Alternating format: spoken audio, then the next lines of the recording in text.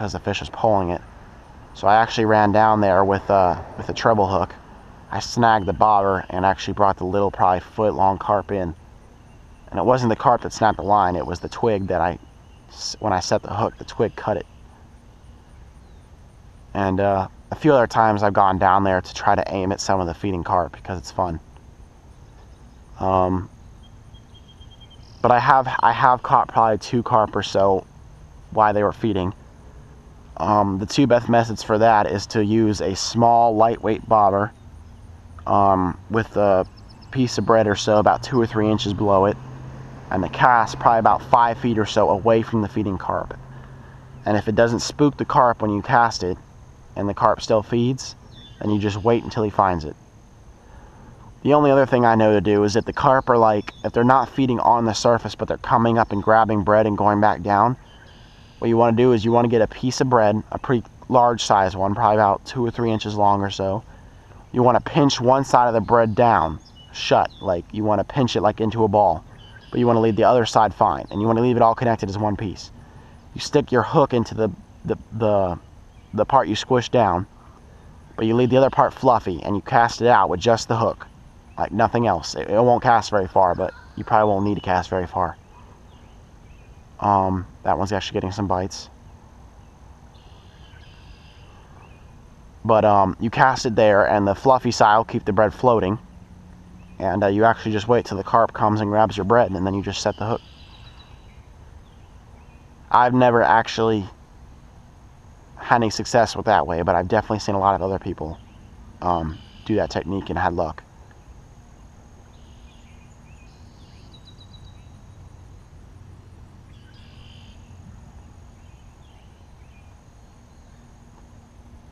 It's funny because I'm constantly seeing my drainage pond adapt.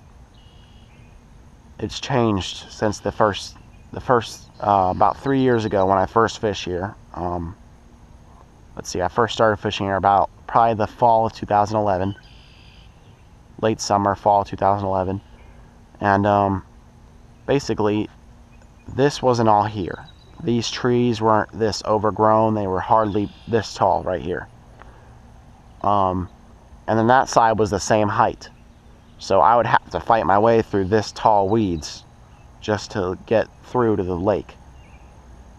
And I could catch carp anywhere. I can catch carp anywhere around these shores and anywhere out in the middle. I didn't even know bass existed in the lake back then. So I used to catch all kinds of carp. I caught up to 9 carp that year at one time, at one fishing day. And it wasn't hard. I could catch it any time of the day too, from nighttime all the way to midday. But then I cast it near a bush for the first time, and the bobber went down almost as soon as it hit the water, and I brought in my first bass. Probably a little 11-inch silver bass, but I mean, it was fun. It was interesting too, because I've only ever caught, up to that point, I only caught bass at other places and fishing with worm. So it was a big surprise to catch one in the drainage pond with bread. So then I realized I could fish for bass. So then I started using hot dog and worm and started catching some bass in front of this pipe. I figured that was a hot spot for them. Most of the bass ranged from about 10 inches to, my biggest one was probably about 16 inches or so. And I was very proud of a 16-inch bass. I have a few pictures that I can probably upload later. And by the second year, I was getting into lures. I started using bass lures, such as the Senkos, the plastic worms, tubes. I was a big fan of the tubes. That was one of my first lures I tried. The small ones, the small crappie tubes. And I had some fun with it. You know, I started catching more and more bass. Most of them weren't big. Most of them are around the foot long mark. But it was still fun. I was enjoying myself. But then the eels came along. One day I was just fishing. Me and my friend were actually fishing together. One of the kids that live in this house. And we casted right in front of the pipe with some. He was using earthworm. I was using hot dog. And his goes down. It shoots down and it speeds out into the middle of the lake. And so he sets the hook, but what he feels is not what a normal big fish would feel like. It was light. It was fast, but it was not heavy, you know. All right, we got a turtle. I kind of realized that when I saw the bite.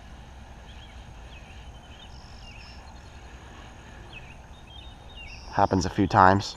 Ooh, I actually snagged him. Sorry.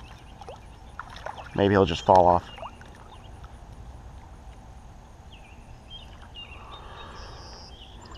All right. The best thing you can do for a turtle. Oh gosh. That was a strong bite. I just got on that rod. I don't think he hooked himself, otherwise he'd keep going. That probably was going to be a good sized fish too. Alright. Lucky for him, he's got some thick skin, so I'm sure that doesn't hurt very bad. The best way to do it is to use needle nose pliers. That way you can't hurt him. That way he can't hurt you, I mean.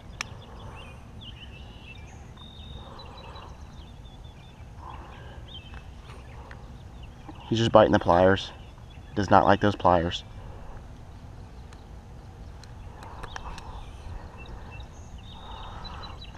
Almost got it out. I got it past the barb now, but it's still a little stuck. Yeah, pull it out. There we go.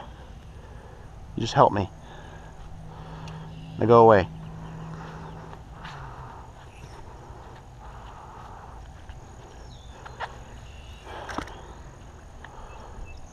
Definitely got a few amount of turtles in here before.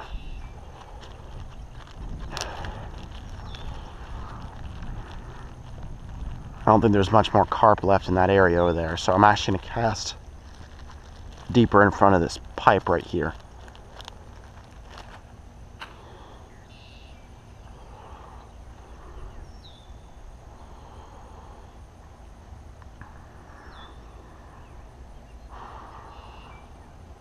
And I don't know what took it way out there, but it was strong.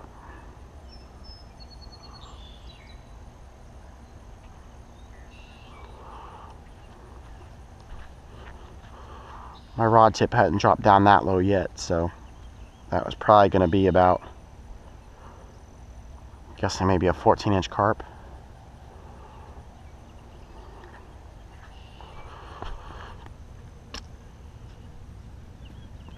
A lot of people ask me why I fish for carp instead of bass, mostly because I have some days where I just come down here with just my carp gear and fish for carp. And I have some days where I come down here with just lures and fish for bass. But I tell you, I usually catch a lot more carp than I do bass. I just prefer carp in this lake, in this pond. Mainly because the bass are hard to figure out. And the carp are definitely more willing to bite. I definitely prefer a bass's fight over a carp. Bass like to flip and turn and do all that stuff. Any other lake, if you ask me if I wanted to go carp fishing or bass fishing, I'd say bass fishing almost immediately. But not here. The bass here are that silverishy color because the water's so stained. They're not the normal green color that you see on the healthy bass, so they're honestly not, and they're not quite as strong either.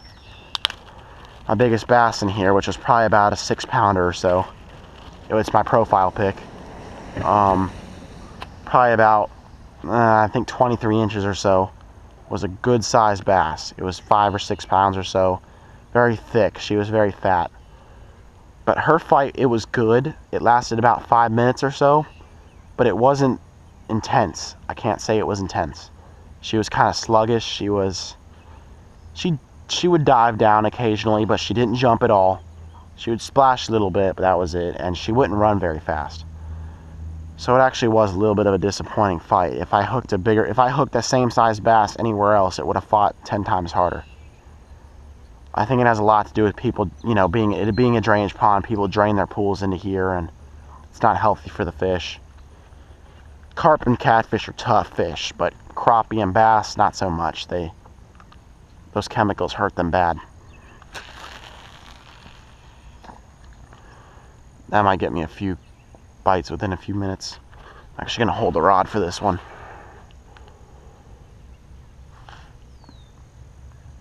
Cast it right in the corner of that bush. I'm sure there's some carp hiding in that bush. Hopefully a big one. It'd be nice to catch a big one for the first time in a while, especially on video.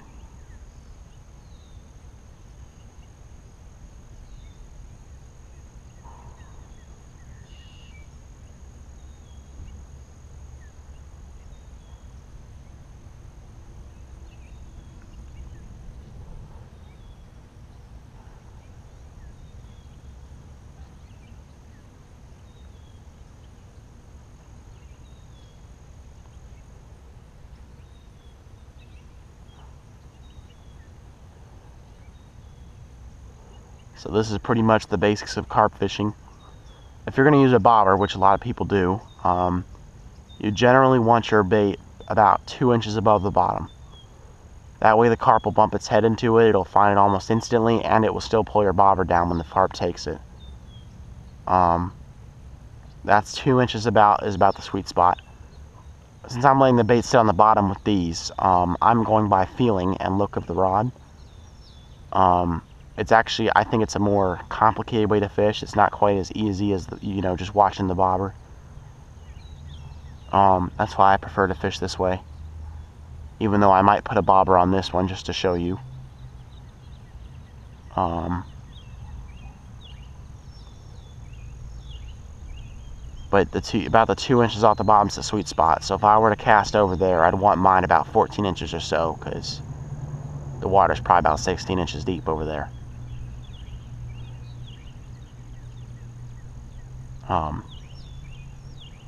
The only issue with the bobber is it lets the turtles get a hold of it more easily too. And it's not fun removing the hook from a turtle.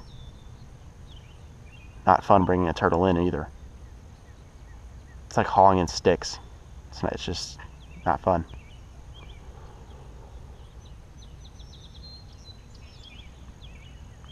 I actually had a bite on this one a few seconds ago, but it stopped. Must have felt the weight, the tension of the line. Maybe a different carp will swing by and take it instead. I don't know. I have found, though, for my pond, that even in the middle of the day, if you leave your bread to sit out long enough, a carp will find it. A carp or a turtle will find it eventually. One of my biggest carp, actually, I caught because it was sitting out there for such a long time. My very first carp was a good size one. It was about 16 inches or so. I caught it in front of a bush over there before they cut it down. And then I casted, my second cast over there was a small dinky one, but then my third cast was my biggest carp of the lake. My third carp was my biggest. It was probably about 2.5 feet long. It was a very long carp. Wasn't too fat, but it was a very long one. Got one.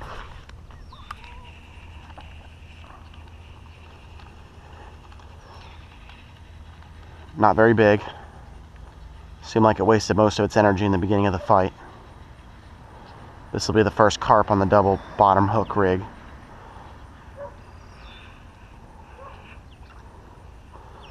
Looks a little bigger. Very strong.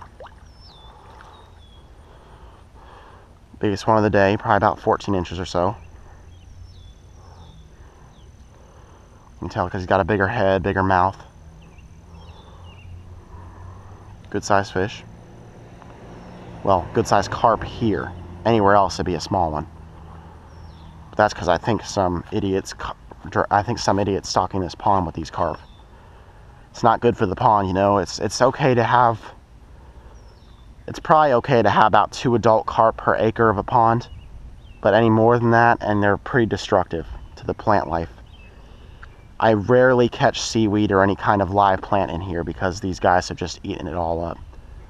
In fact, the only plant life here is the ones right next to the shore, where the carp can't quite reach all the way. So good. Good hook set. Need the pliers.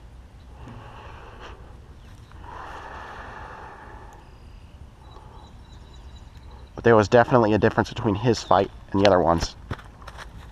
And they are strong fish. And there he goes.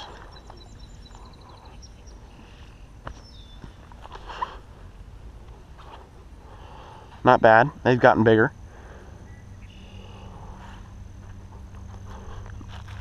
I'm probably going to cast this next one out deep and see if I get a big one. As you can see, my other bread stayed perfectly on, even through that tough fight. So I'm very, very impressed. That one's starting to get some nibbles. Hopefully from not a turtle. No, it might be because it's being pretty persistent.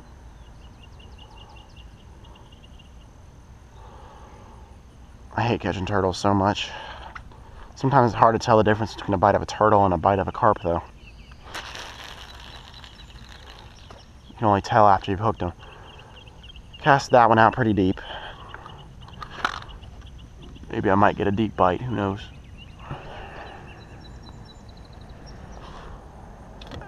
Try to hook this guy that's nibbling right here. Don't really know what it is yet.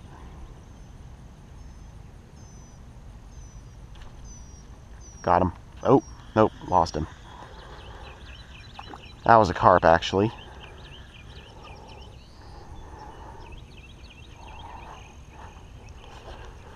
Carp are pretty good at losing the hook if you don't keep the light tight enough. Sometimes you lose them anyway. Like that one, I just didn't have a good hook set. He was still nibbling a little bit.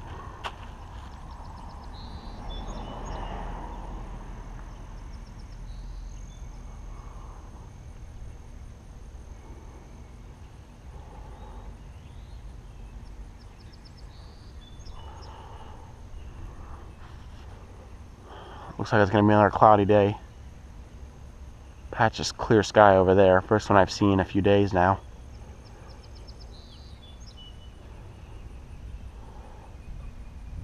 Too bad I didn't bring my bass stuff because it might have been a good bass day. Who knows?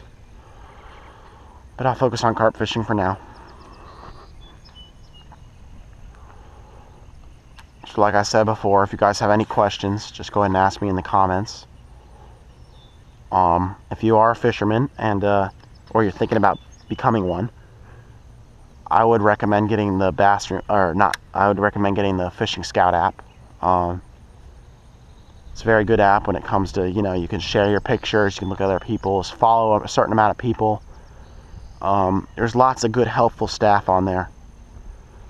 Definitely one of the better apps I have. I also have the Fin, which is another fishing app. That's another good app. There's not a whole lot of people on that one yet, though. There's probably about 200 people tops. I think it would be a better app if there were just more people. It just seems like a small community-like app. That one's better for just sharing your photos, showing off a little bit. I do get a little bit of useful information in there, too, though.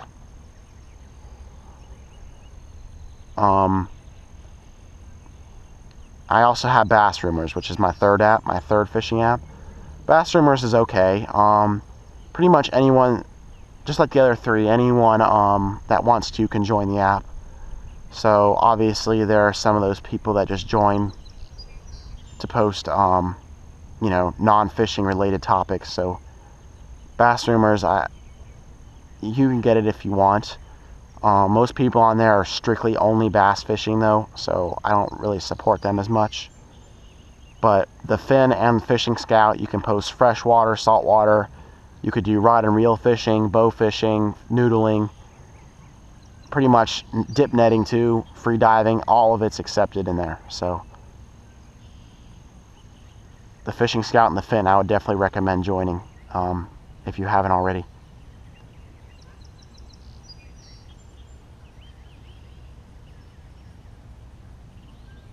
If you do join, go ahead and follow me too. My username is Sea Turtles, and a lot of people ask me why my username is Sea Turtles. There are a few reasons. My first name is Sean, so C, Sean, you know, they start with the first 3 letters. And then out of any animal I could apply to a fisherman, I'd probably say a turtle, because turtles are smart, they're pretty slow, but they're patient, and they love catching fish, right? So they use different tactics to find them. Alligator snapping turtles and common snapping turtles, they use their tongue as a lure. So I feel like if any animal could be related to a fisherman, it would be a turtle. So that's why I call myself a sea turtle, or on the apps. That's really the main reasons behind it. A lot of people question why my username is Sea Turtles, and they question that's why that's not a manly fishing name. I think a turtle. I mean, I could have gone easily with snapping turtle. So anyway, back to carp fishing. Just kind of waiting for a bite. I have them both out pretty deep, so it might take a while. This is normal.